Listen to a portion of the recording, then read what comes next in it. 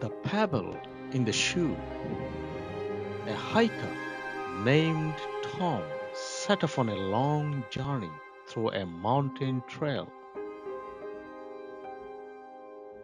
Just a few minutes into his walk, he felt a tiny pebble in his shoe, but he ignored it, thinking it wasn't worth stopping for.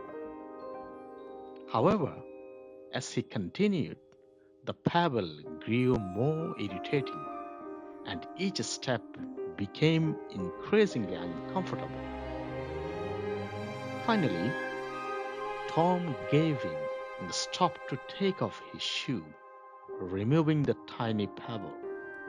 As he looked at it, he realized how something so small had caused him such discomfort. It dawned on him that small issues, if ignored, could become much larger over time. He decided to tackle little problems as they arose, rather than letting them build up.